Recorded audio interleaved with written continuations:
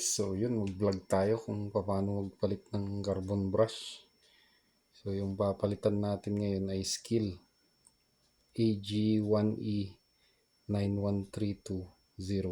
So yan yung model ng kapaddle switch siya.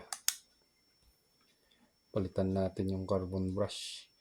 So kung makikita nyo, meron din tayong grasa doon. Kasi ang ginagawa ko, pagka nagpalit ako ng carbon brush, sinasabay ko na rin yung grasa niya. Ito, nabuksan ko na. Yan, medyo konti na lang yung grasa niya. Kaya sinasabay ko rin pagka nagpalit ako ng carbon brush. Lagay ko na dito kasi baka malaglag. Pati ito nabuksan ko na rin eh. Nakita ko na yung carbon brush niya may tama. So kung ganun yung carbon brush nyo, kung medyo makapal pa, pwede nyo namang lihain. Tanggalin nyo lang yung may lamat. Kasi nangyari dito, may lamat yung carbon brush niya. Kailang buksan ko lang yung grinder. Tsaka yung pagbukas pala nito, may 4 na screw dito. Kakaiba lang yung screw niya. Ayan o. Sabi nung kasama ko, pwede raw yung allen dito. Kaya binuksan ko gamit yung allen.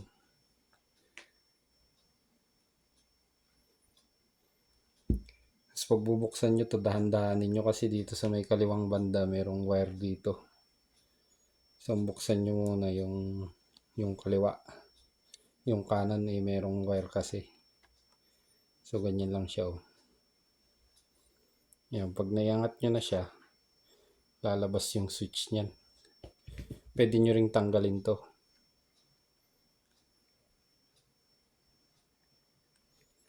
Kailangan medyo mahirap eh. So dahan-dahanin nyo lang yung pag sa ito, ganito lang siya oh. Yan. Tanggal na siya. Tapos dito yung carbon brush niya, yun oh. Sana makita nyo, yun oh. So, dahan-dahanin nyo lang kasi yung wire na sinasabi ko, ayun siya oh. Medyo manipis yung wire dito. Huwag nyo biglang hahatakin. Tsaka kung medyo madumi rin, pwede nyo rin linisan sa loob niya. Gaya na ito, tingnan yung dumi. Kasi pumapasok yung alikabok dito sa may intake niya.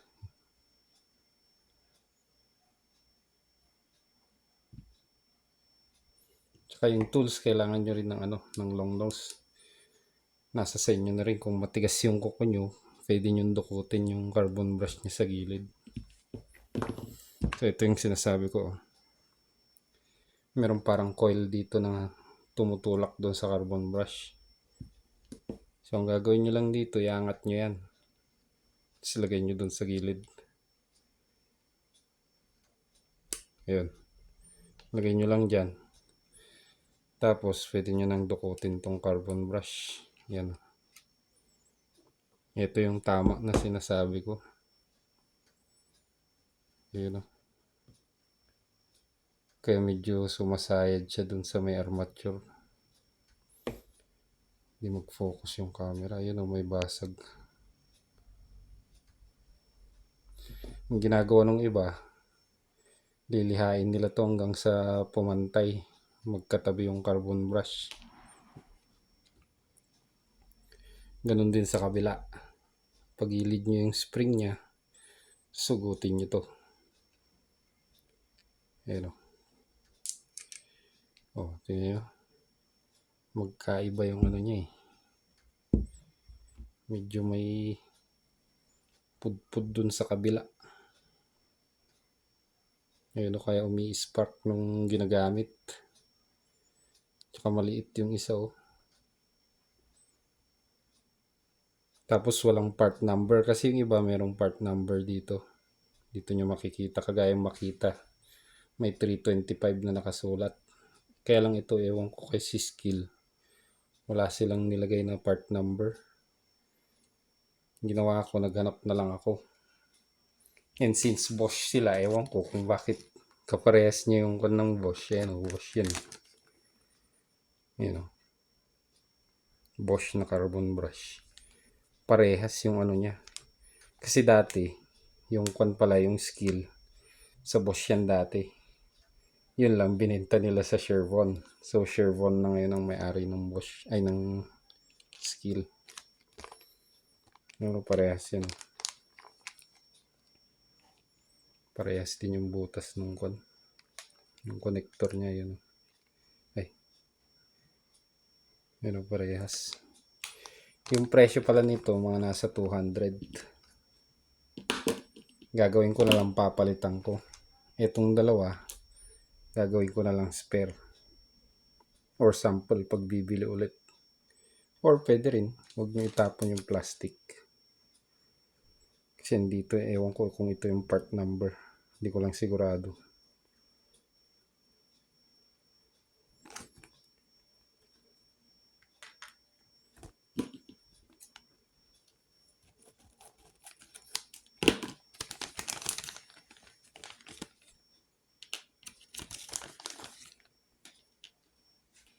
Kasi yung tag-iisa lang.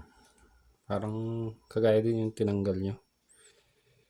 Pag minsan, hindi kasya. Liha na naman ang gagawin. Ay, mukhang lilihain to. Oo, masikip po. Medyo masikip siya, guys.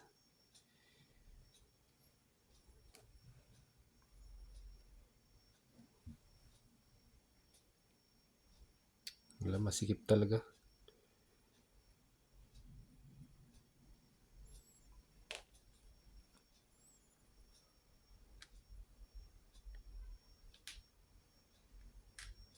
Yung isa. Wala, malapad talaga.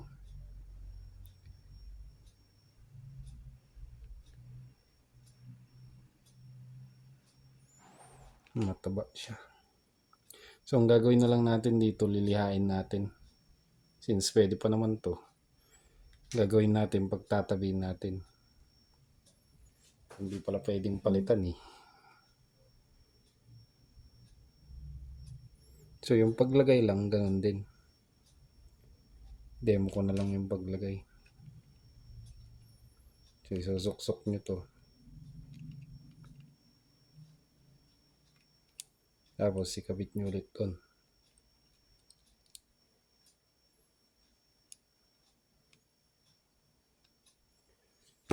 Gamitin natin yung long nose. Yan, siguraduhin nyo lang na nakakabit ng maigi to.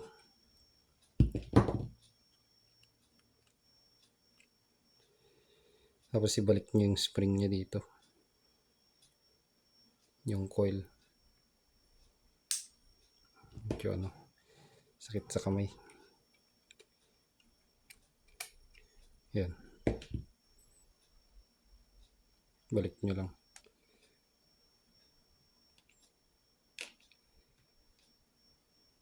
Tapos ganun din sa kabila. Salpak nyo. Tapos ikabit.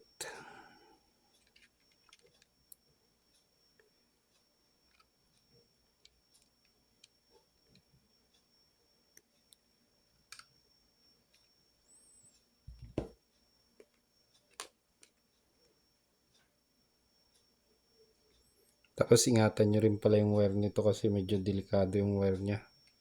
Dito kayo sa connector mag ano. Yan o. Balik na siya. Tapos itabi nyo rin yung wire nya dito para hindi sumasabit.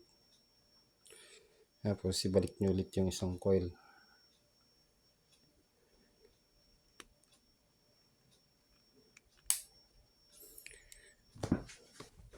Ayan na. Makabalik na siya.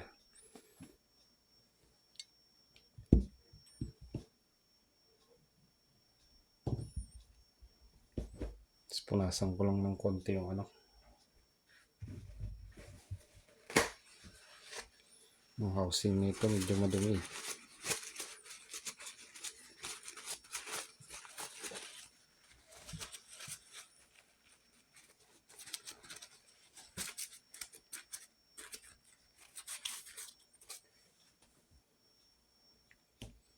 Tapos ibalik natin yung kanang switch. Ito yung banda. Yun, tingnan nyo lang yung butas. Kasi merong ano to, may guide din. Yan, balik nyo.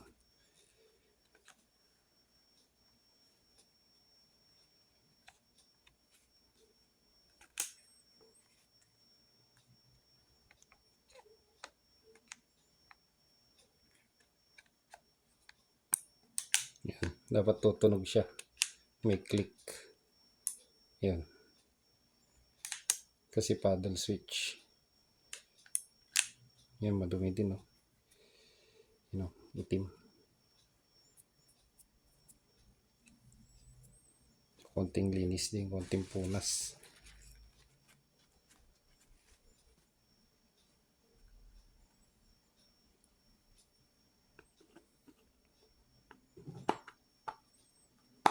Tapos kung sakaling napalitan yung carbon brush, medyo ikot nyo ng konti para gumasgas siya dun sa armature. Yung ikot nyo. Para gumasgas yung carbon brush. At kaya nga nang sabi ko kanina, kapalit ko ng carbon brush, lalagyan ko na ng grasa. Hindi ko lang alam kung magkano ngayong grasa kasi matagal ko nang binili to eh. Basta lagyan nyo lang ng grasa dun para hindi matuyuan. Mga ganyan lang. Depende sa inyo kung gaano karaming gusto nyo ilagay.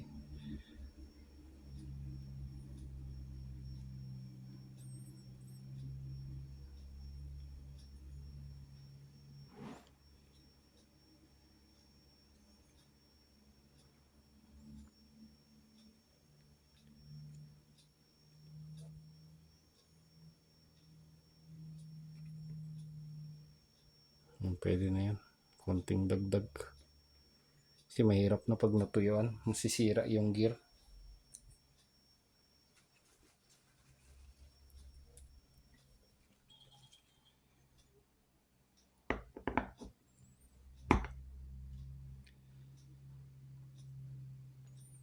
Tapos bago natin iskruhan, testing natin kung gagana.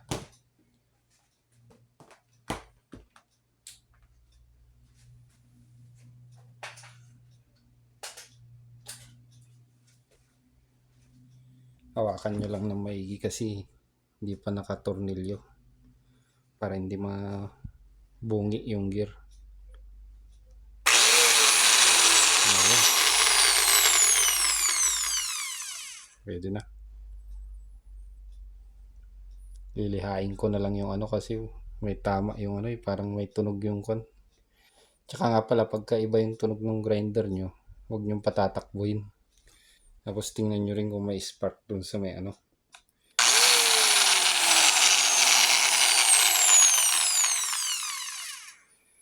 So hanggang dito na lang muna yung video natin guys. Thanks for watching and please don't forget to like, comment, share, and subscribe.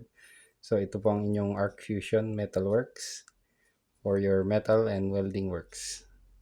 So thanks for watching guys and have a nice day.